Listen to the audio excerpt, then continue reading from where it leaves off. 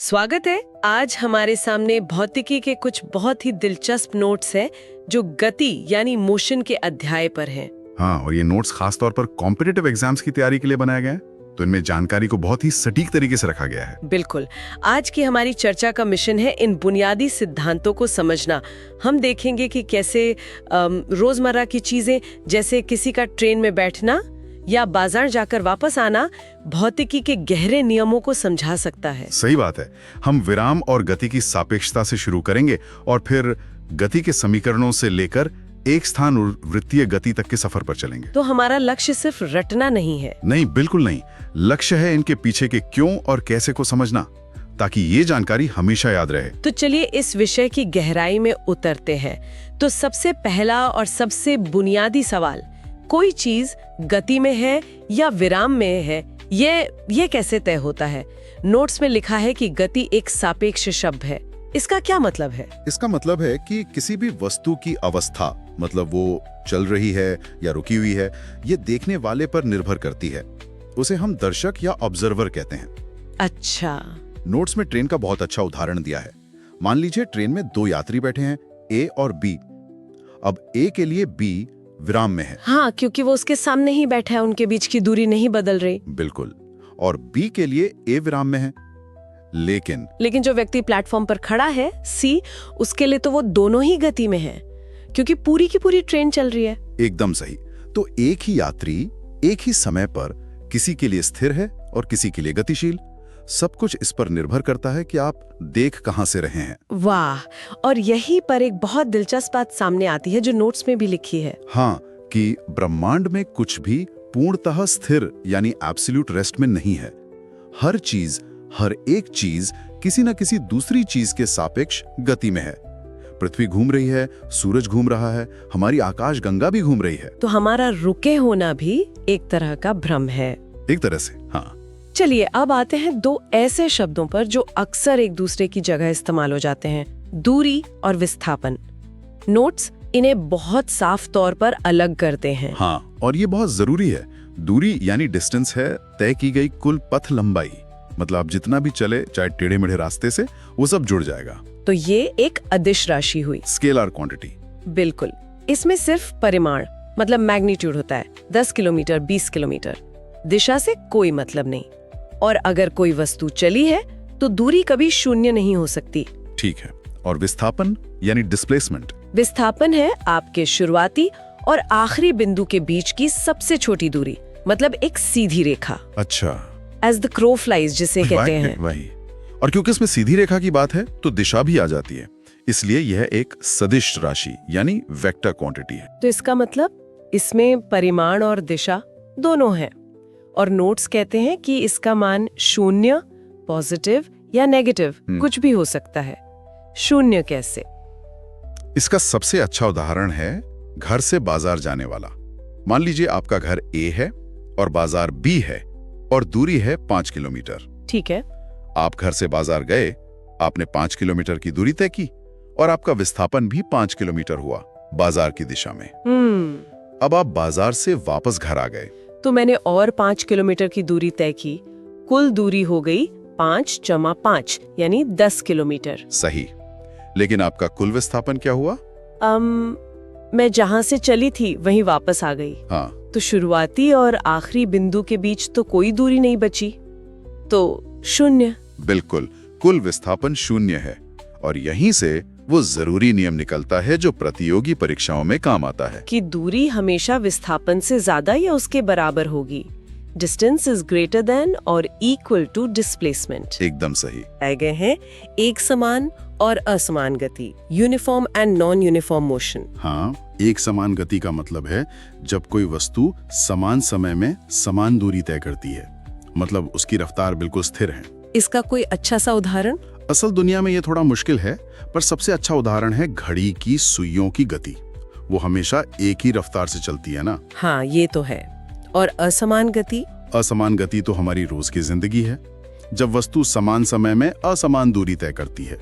जैसे भीड़ वाली सड़क पर कार चलाना, कभी रफ्तार तेज, कभी धीमी। या पार्क में जॉगिंग करना, हम कभी तेज भागते हैं, कभी थककर धीरे हो जाते हैं। बिल्कुल। हमारी ज्यादातर गतियां असमान ही होती हैं। ठीक है, तो दूरी और विस्थापन की तरह ही चाल यानी स्पीड और वेग यानी वेलोसिटी ये भी अक्सर एक जैसे ही लगते हैं। इनमें भी वही अदिश और सदिश वाला फर्क है। चाल यानी स्पीड ये बताती है कि कोई वस्तु कितनी तेजी से चल रही है, बस। मतलब कुल दूरी को कुल समय से भाग दे दो। हाँ, इसका फॉर्मूला है कुल दूरी कुल समय। इसे दिशा से कोई लेना देना नहीं है। और वेग यानी वेलोसिटी? वेग है दिशा के साथ चाल, स्पीड विथ डायरेक्शन। ये एक सदिश राशि है। तो इसका फॉर्मूला हुआ विस्थापन समय? बिल्कुल। और यहाँ दिशा बहुत बहुत महत्वपूर्ण है। अगर आप 60 की स्पीड से उत्तर में जा रहे हैं और फिर 60 की ही स्पीड से पूर्व में मुड़ जाते हैं, तो आपकी चाल तो वही रही, पर आपका वेग बदल गया। क्योंकि दिशा बदल गई। समझ गई। नोट्स में एक और अच्छी जानकारी दी है कि गाड़ियों का जो ओडोमीटर होता है, हाँ। वो हमेशा दूरी मापता है, विस्थापन नहीं। अच्छा, यहाँ से चीजें और भी दिलचस्प हो जाती हैं। अब आता है त्वरण यानी एक्सेलरेशन। आम भाषा में तो इसका मतलब होता है स्पीड बढ़ाना, पर भौतिकी में इसका मतलब कुछ और है। हाँ, इसका मतलब सिर्फ स्पीड बढ़ाना नहीं है। त्वरण का सही मतलब है वेग में परिवर्तन की दर, rate of change of velocity.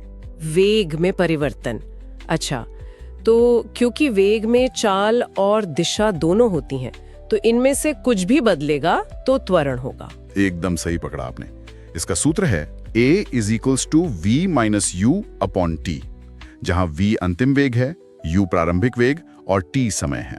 Notes में सकारात्मक और नकारात्मक त्वरण की भी बात है। हाँ, जब वेग बढ़ता है, जैसे कार स्टार्ट करते समय, तो वो है सकारात्मक त्वरण, पॉजिटिव एक्सेलरेशन। और जब वेग घटता है, जैसे ब्रेक लगाने पर, उसे कहते हैं नकारात्मक त्वरण या मंदन, रिटार्डेशन। इसका मान हमेशा नेगेटिव यानी माइनस में होता है। अब आते हैं ग्राफ पर। नोट्स में गति को समझने के लिए 2 तरह के ग्राफ दिए गए हैं, दूरी समय ग्राफ और वेग समय ग्राफ। ये बहुत काम के लगते हैं। ये बहुत काम के हैं। ये गति की पूरी कहानी एक तस्वीर में बता देते हैं। पहले दूरी समय ग्राफ की बात करते हैं। ठीक है। इसमें ग्राफ का जो ढलान है यानी स्लोप, वो हमें चाल बताती है। ढलान मतलब रेखा कितनी झुकी हुई है। हाँ, अगर रेखा सीधी है तो मतलब चाल एक समान है, यूनिफॉर्म स्पीड। और अगर रेखा घुमावदार है तो चाल बदल रही है। अच्छा, और वेग समय ग्राफ में तो और भी जानकारी छिपी होती है। हाँ, वेग समय ग्राफ में 2 बातें हैं। पहली कि ग्राफ का ढलान हमें त्वरण देता है, एक्सेलरेशन। मतलब अगर रेखा सीधी ऊपर जा रही है तो एक समान त्वरण है। सही। और अगर रेखा सीधी नीचे आ रही है तो एक समान मंदन है। और दूसरी बात जो सबसे काम की है, दूसरी और सबसे काम की बात यह है कि वेग समय ग्राफ के नीचे का जो क्षेत्रफल होता है, the area under the graph, वो हमें तय की गई दूरी या विस्थापन देता है। अरे वाह, ये तो प्रतियोगी परीक्षाओं के लिए बहुत बड़ा शॉर्टकट है।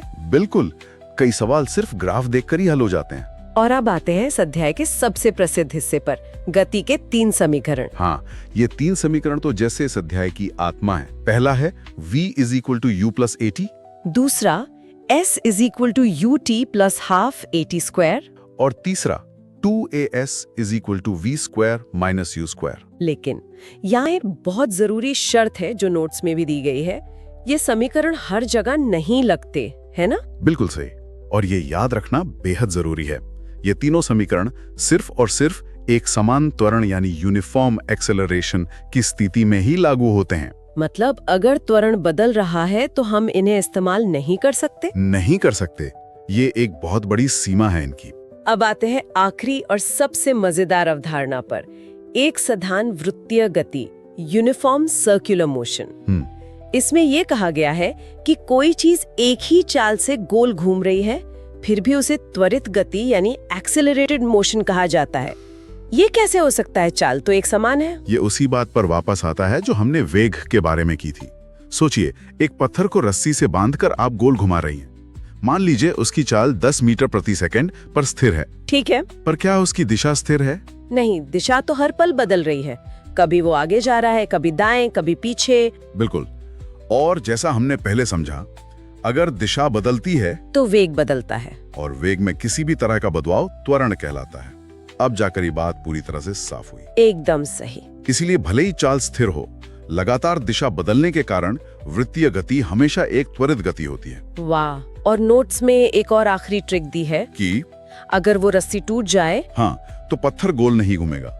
वो उस बिंदु पर वृत्त की जो स्पर्श रेखा होती है, टेंजेंट, उस दिशा में सीधा चला जाएगा। तो आज हमने गति की दुनिया की एक संक्षिप्त लेकिन बहुत गहरी यात्रा की।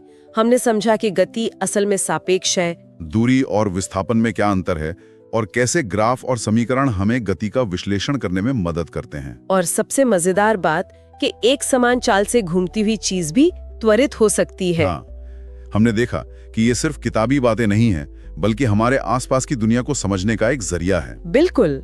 और इस चर्चा को समाप्त करने के लिए एक विचार छोड़ जाते हैं। हमने चर्चा की शुरुआत में पढ़ा कि ब्रह्मांड में कुछ भी पूर्णतः स्थिर नहीं है। तो जब हम गति के समीकरणों में ये कहते हैं कि कोई वस्तु विराम से चलना शुरू करती है और हम u = 0 मान लेते हैं, तो उस विराम का वास्तविक अर्थ क्या है? वो विराम आखिर किसके सापेक्ष होता है? सड़क के, पृथ्वी के या किसी और चीज के? इस पर सोचिएगा।